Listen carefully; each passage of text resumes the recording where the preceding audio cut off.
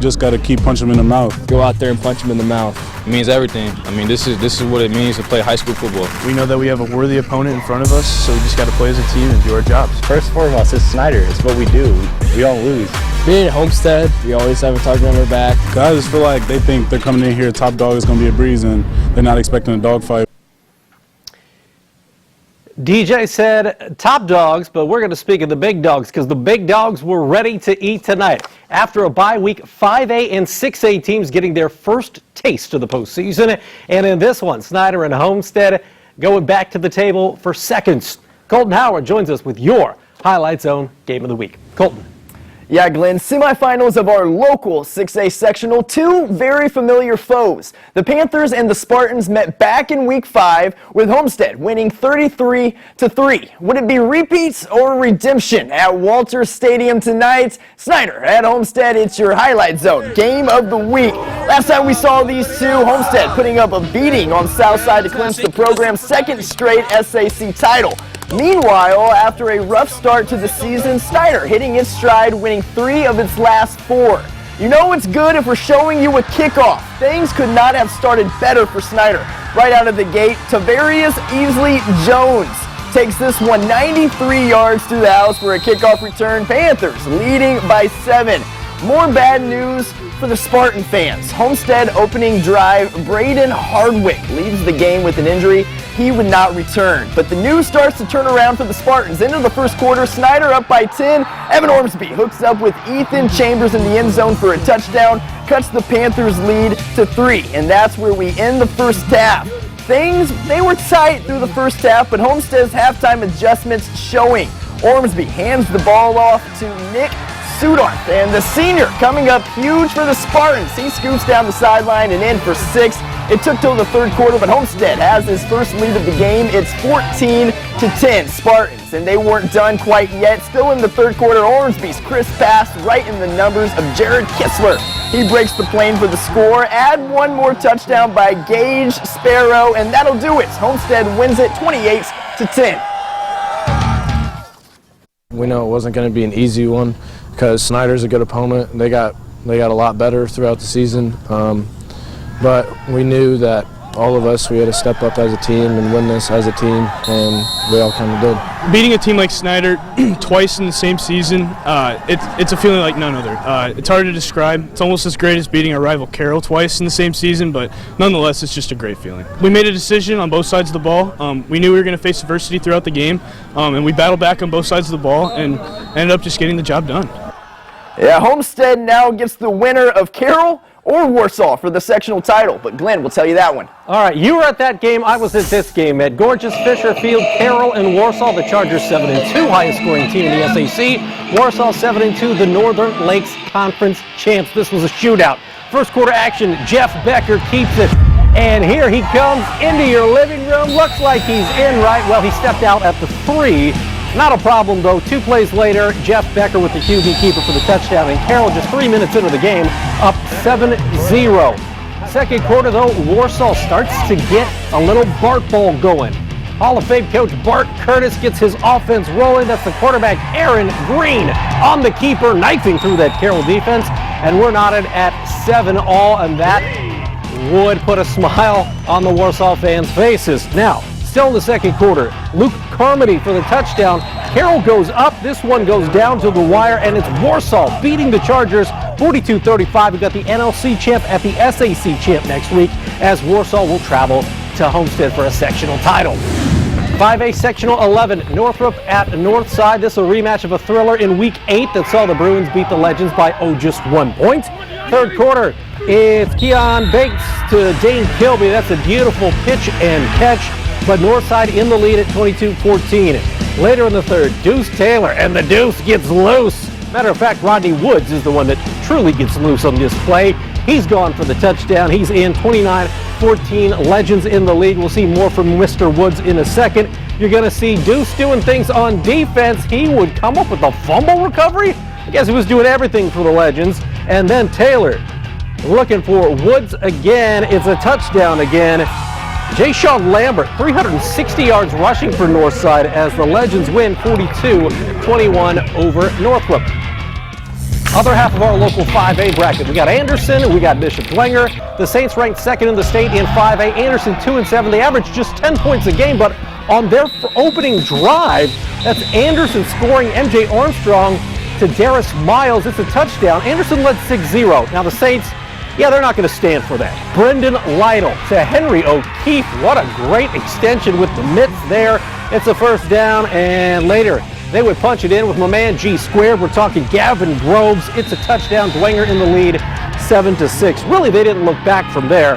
You're going to see in the second quarter Brendan Lytle, who's already Dwenger's all-time leading passer, and well, that's pretty good. He finds Mr. O'Keefe for the score. Dwenger rolls in this one 42-6 to set up Northside at Dwenger next week for a 5A sectional championship. 4A football sectional 19, we're talking Waterloo, East Noble, and DeKalb. The Barons upset Angola last Friday. Could they do it again against the fighting Amstuts of East Noble? Well, this was 7-7 in the second quarter, and DeKalb's defense, after pitching a shutout against Angola last week, doing it here. Josh Nichols, the interception. He's tackled at the 10. The Barons have great field position, but on 4th and goal from the 2, the Barons fumble, and Hunter Pfeiffer would recover for East Noble. So that play huge because this one was tight throughout the night. Fourth quarter action, Rowan Zolman. You remember him from last week when he had like 8 million touchdowns? This was a 42-yard strike, and that is your game-winning score as East Noble wins on that touchdown 14-7 at DeKalb. So who will the Knights get next Friday? Leo hosting Northwood. Panthers 4-3, Lions 9-1. First quarter action, Leo doing what they do, and the Purple Pride grounded it out on the ground. Dallin Works with a 43-yard rushing touchdown there. 6-0, Purple Pride in the lead. But we know Northwood from years past, especially in the postseason here on the Highlight Zone. Ethan Evers with a reception from Nate Newcomer. That's a first down for Northwood into Leo territory. Then it's Evers again, this time not necessarily with the catch, but with the little toss right there. It's a first down deep in the Lions territory. Nate Newcomer rushes for the touchdown to tie things at 6. But Leo, again, bending, not breaking for the second week in a row. They pull it out with a good second half, 14-12. We got East Noble at Leo next week for a championship. 4A Sectional 20, Southside at Marion. Did we go all the way to Marion? We did. Thank you, Randy Orr, photographer at Wing TV. Marion 7-3, but the Archers, we know, playing some good football. They won last week against New Haven. This is third quarter action. Matthew Morris with the touchdown, and Southside cuts Marion's lead to just 21-14. The Giants, though, they got some athleticism. They got some defense. That's Jaquan Williams with the safety. They had already tacked on a field goal. Now they're up 26-14, and then it is a touchdown by Winston Beatty from Marion as Southside season ends. The final in this one, 33-14 at Dick Luton Stadium. Marion's going to play Delta next week as Delta beat Wayne tonight. Well, the biggest classifications are in the bag, but we made some really big road trips to see some of our smaller class teams in action tonight. In 3A, rested or rusty? After an unplanned week off, how would Concordia respond on the road at a solid Oak Hill team? In 2A, Bishop Lures headed up to Fairfield. Could the Knights clip the wings of the undefeated Falcons? And in 1A, South Adams beat Monroe Central earlier this season, but that was a home game. How would the Starfires fare in a top 10 matchup on the outskirts of Muncie? We're going to make the drive, plus trips to Norwell, to JIMTOWN, Eastside, Wabash, Adams Central. They're all next in the Highlight Zone. Don't move your feet or you lose your seat. More highlights after the break. We are the Concordia Cadets, and you're watching Highlight Zone. Since the playoffs started, those folks at Concordia have been on a pandemic-related roller coaster. Their opponent last week, the Peru Tigers, had their season canceled due to COVID. This week, Concordia coach Tim Manigal not able to coach due to contact tracing. The Cadets getting comfortable with being uncomfortable, right? 3A Sectional 27, Concordia at 7-3 Oak Hill. Opening drive for Concordia, and Brandon Davis hits Cam Johnson, and he almost gets in. He's down right around the 10-yard line. Later on the drive, Well, you saw the air attack. How about the ground and pound? Amir Drew up the gut for a touchdown. It's 7-0. Concordia in the lead. And quite frankly, they didn't look back in this one. Concordia would look good. You're going to see Oak Hill do a little defense work here. They pitched a shutout last week against Belmont. This is Spencer Whitehead and Tristan Hayes doing some things, but Concordia wins this one 24-0 on the road after a week off. So, who will Concordia play for the sectional title next week? Norwell hosting MACONAQUAH. Norwell just one loss on the season, and we picked this one up with Eli Riley doing work in the first quarter. And this is Eli Riley running for not 70, not 80, 90 yards. 90-yard touchdown from the old quarterback, the senior, taking it in. 7-0 Norwell. They were done. Max Ringer, in his 18th year as a starting running back for Norwell, he picks up a first down. And then you'll see Isaiah Breggy for Coach Josh Gerber. This is a special Norwell team. They just continue to roll, playing good football. They do it tonight. Norwell wins 49-7. That sets up a huge game next week against Concordia at Concordia. 3A Sectional 26, West Noble at Jimtown. The Chargers beat John Glenn last Friday, 14-0. Historically, the Jimmies have been tough, and yeah, they show you they are right here. Opening drive, John 2 Reed with an 18-yard scamper, and Jimtown up 7-0. Now, West Noble's defense here coming up with the sack. It's Lucas Baker and Michael LeCount. That would force a field goal, but it was 10-0, and then Ethan Duvall. Garrett had trouble containing him last week. West Noble the same this week. This is a 75-yard touchdown run for the Jimmies, and West Noble's season comes to an end on the road. They fall to Jimtown 38-0. And they'll face Mishawaka Marion next week to beat Tippy Valley tonight. 2A Sectional 35, a hot Bishop Lures team at undefeated Fairfield. How would this go? Well, in the first quarter, it's Lures pitching it to Ramon Anderson, and that's a touchdown. 7-0. Knights stake themselves to the lead. Fairfield, though, Carson Abramson rumbling for a first down. That would set up this. Corey Lance looking, and Corey Lance finding Dalton Kripe. They've been a connection for a while now at Fairfield. 7-6 Lures after that Fairfield touchdown. But Lures, oh man, they put on an offensive show in this one. You're going to see just too much Lures offense right here as Carson Clark finds Brody Glenn for a touchdown, and Lures wins this one, going away to hand Fairfield its first loss of the season, 49-12.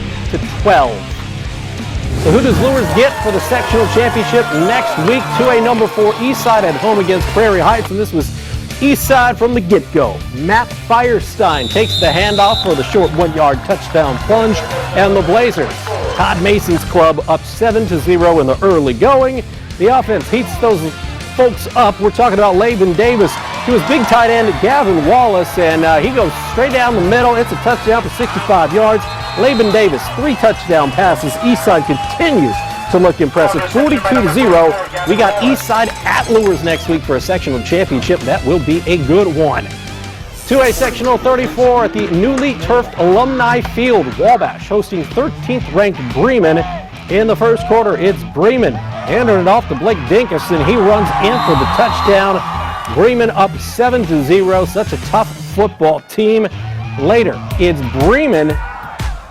Zach Zarnecki makes the tackle. Fumble scooped up by Grant Kaufman, and Kaufman is gone. It's a touchdown. Bremen up 20-0 at that point in the first quarter. This would be good, though, for the Wabash Apaches. You love to see this if you're a Wabash fan. On the kickoff, Antonio Grant making people miss. We sped up the video, but he's still plenty fast. It's a touchdown. However, it was Bremen's night, 63-13 over Wabash. Bremen advances to face Pioneer next Friday.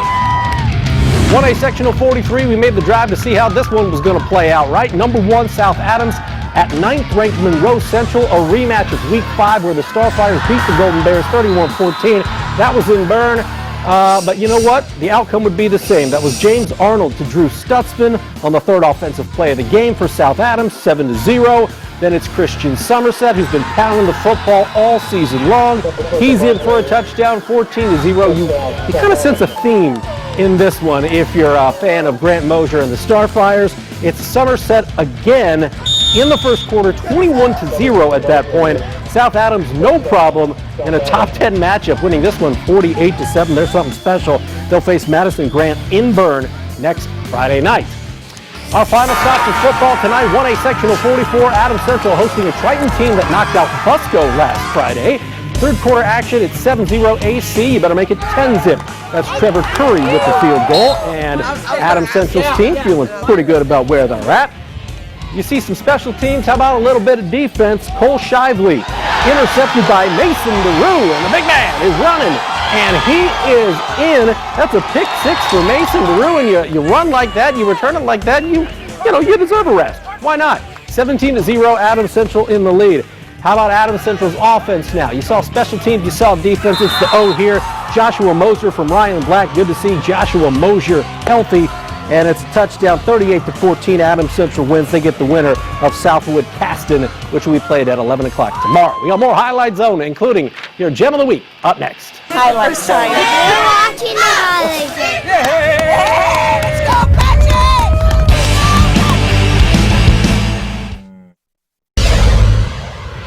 It's a great night for hot chocolate. Welcome to the Highlight Zone.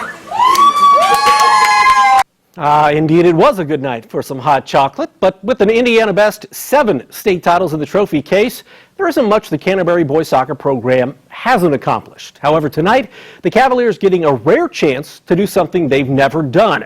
Canterbury playing up a class and looking for its first ever state title in 2A. 19th ranked Canterbury facing number 1 Evansville Memorial down in Grand Park in Westfield. We picked this one up late in the first half. Matter of fact, 36 minutes. It's Garland Hill from Evansville Memorial. Garland Hall, making it 1-zip as Canterbury trailing 1-0. 1 second, this was a backbreaker. 1 second left in the half, right before halftime. Isaac Bennett for Evansville Memorial makes it 2-0, and Canterbury would allow one more goal in the second half. They fall on this one as they get shut out by Evansville Memorial, the top-ranked team in 2A. The final in this one, 3-0. Canterbury ends its season 13-4-6. That is their first loss since the month of August. A fantastic run for Greg Malk and the Canterbury Cavaliers. Hey, with that, it's time for your Gem of the Night, and it's brought to you, as always, by Peter Franklin Jewelers. For that, we got to go down to the courtyard. We're talking about the Norwell Knights and quarterback Eli Riley, a 4-year starter.